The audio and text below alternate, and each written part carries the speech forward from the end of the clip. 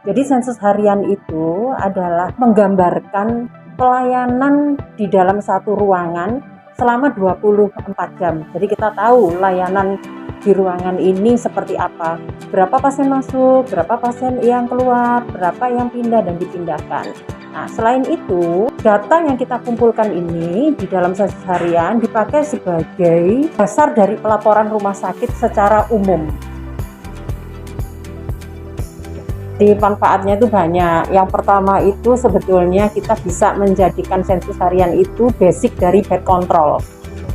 Yang kedua, cross check dari antar laporan dengan rekam medisnya.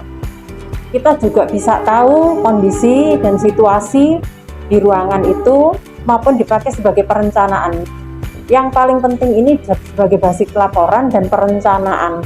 Tetapi kalau manfaat-manfaat lain tentunya banyak. Kita bisa mempergunakan ini karena namanya basic ya, tergantung kebutuhan-kebutuhan yang diinginkan oleh penggunanya. Jadi kita nggak punya data yang bisa menggambarkan pelayanan rumah sakit, kita nggak punya data yang bisa dipakai sebagai perencanaan. Seperti kita tahu bahwa data ini menjadi informasi, dan informasi tentunya dipakai untuk berbagai keperluan di rumah sakit itu sendiri. Sensus harian ini dipakainya adalah kurun waktunya 24 jam. Tentunya kepala ruangan atau teman-teman di perawatan yang pasti tahu bahwa kondisi pelayanan ini seperti apa teman-teman di sana, bukan seorang rekam medis. Namun kalau untuk pengolahan datanya, ini yang bertanggung jawab adalah di rekam medis. Namun ini pun tergantung dari struktur organisasi di rumah sakit.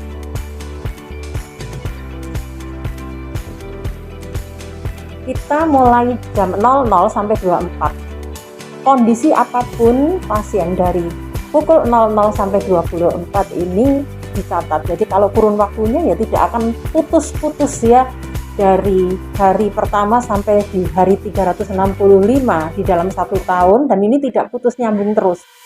Itu waktu yang digunakan untuk sensus harian. Artinya bahwa sepanjang rumah sakit itu beroperasi, ya artinya sensus harian selalu harus dibuat. Berikut merupakan form sensus harian. Pada bagian atas form, terdapat beberapa bagian yang harus dilengkapi, yaitu nama ruang rawat inap, hari dan tanggal pencatatan sensus harian, dan jumlah tempat tidur di ruangan tersebut. Selanjutnya, terdapat tabel pencatatan pasien masuk. Tabel pasien masuk dapat diisi ketika terdapat pasien rawat inap yang berasal dari bagian pendaftaran rawat inap. Hal yang perlu dilengkapi pada tabel ini meliputi nomor rekam medis, nama pasien, jenis kelamin, dan kelas keperawatan. Selanjutnya, tabel pencatatan pasien pindah dari ruangan lain. Tabel ini diisi ketika suatu ruangan rawat inap menerima pasien yang berasal dari ruangan lain. Hal yang perlu dilengkapi dalam pencatatan ini yaitu nomor rekam medis, nama pasien, kelas keperawatan, dan asal ruang rawat. Selanjutnya, tabel pencatatan pasien pindah ke ruangan lain. Tabel ini diisi ketika suatu ruang rawat inap memindahkan pasien ke ruang rawat inap yang lain.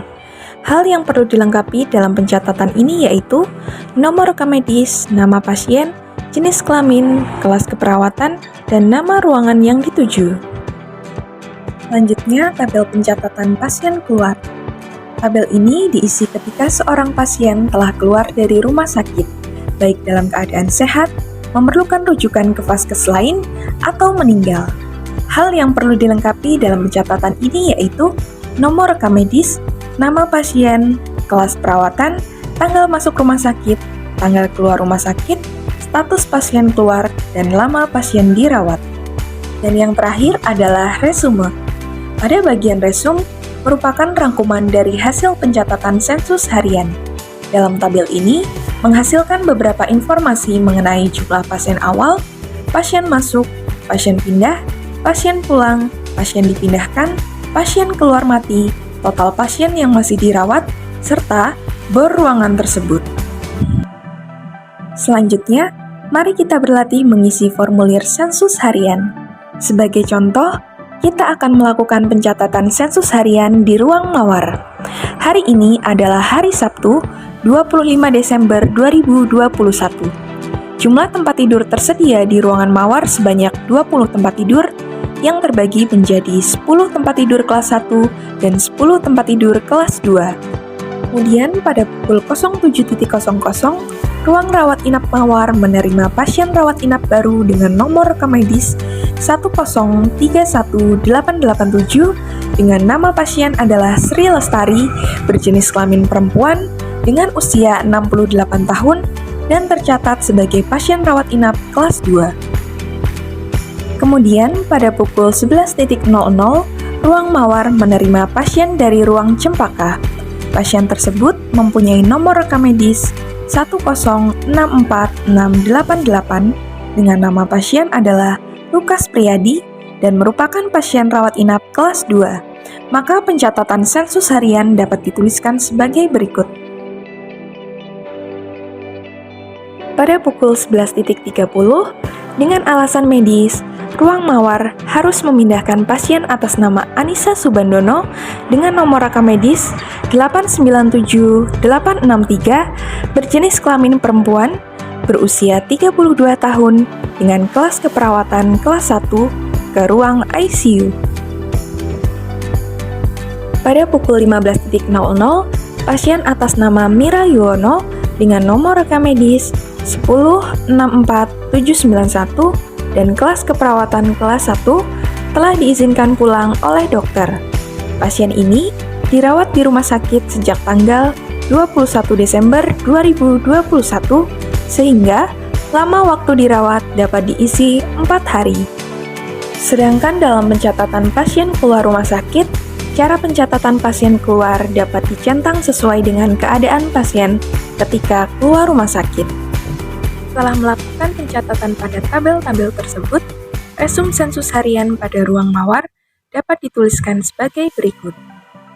Ruang mawar pertanggal 25 Desember 2021 pukul 00.01 memiliki pasien awal berjumlah 12 orang. Kemudian, berdasarkan pencatatan, didapatkan 1 pasien masuk dan 1 pasien pindahan. Sehingga, total pasien adalah 14 orang. Tercatat pula terdapat 1 pasien pulang, tidak ada pasien dirujuk, dan 1 pasien dipindahkan. Sehingga total pasien keluar hidup adalah 2 orang. Sedangkan untuk pasien keluar mati tidak ada. Sehingga total pasien keluar adalah 2 orang. Kemudian dari pencatatan tersebut dapat diketahui juga bahwa pada tanggal 25 Desember 2021 pukul 24.00 ruang mawar masih memiliki total pasien dirawat sebanyak 12 orang dan bor ruangan tersebut sebesar 60%. Penulisan resum sensus harian dapat dilakukan secara fleksibel berdasarkan waktu dan pembagian tugas yang telah disepakati. Dalam hal ini, resum sensus harian boleh langsung dilengkapi oleh perawat yang bertugas pada pukul 24.00 atau oleh kepala ruangan di waktu pagi hari.